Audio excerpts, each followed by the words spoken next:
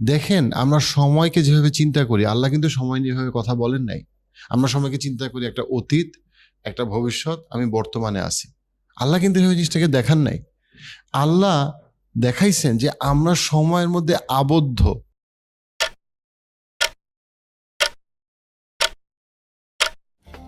আমরা সময়ে আবদ্ধ। আমরা সময়ের মালিক নই, আমরা সময়ের যাত্রী। আর তাই তো আপনি যখন অপেক্ষা করেন তখন আপনার সময় ধীরে চলে। আপনি যখন দেরি করে ফেলেন তখন আপনার সময় দ্রুত চলে। সময় ভয়ঙ্কর হয়ে ওঠে যখন আপনি দুঃখে থাকেন। সময় খুব ছোট মনে হয় যখন আপনি আনন্দে থাকেন।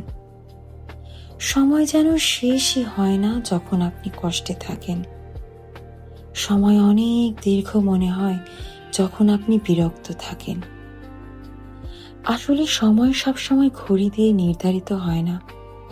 সময় নির্ধারিত হয় আপনার অনুভূতি, মানসিক অবস্থা ও মনস্তত্ত্ব দিয়ে। সময় কখনো কারো জন্য থেমে থাকে না। আপনি প্রস্তুত থাকুন বা না থাকুন, সে নিজের গতিতেই চলে যায়। সময় মানুষকে বদলে দেয়, কখনো মানুষ ইচ্ছে করে বদলায় না, সময়ই তাকে বদলে দিতে বাধ্য করে। সময় সত্যিকারের মানুষকে চিনিয়ে দেয়। সুখের সময় সবাই থাকে, কিন্তু কঠিন সময়ে বোঝা যায় কে আসলে আপনার। সময় কাউকে ক্ষমা করে না। অলসতা, অবহেলা বা ভুল সিদ্ধান্ত, সব কিছুর মূল্য একদিন না একদিন দিতে হয়। সবচেয়ে নিষ্ঠুর সত্য হলো, একদিন সময় শেষ হয়ে যায়, তখন আফসোস ছাড়া আর কিছুই করার থাকে না।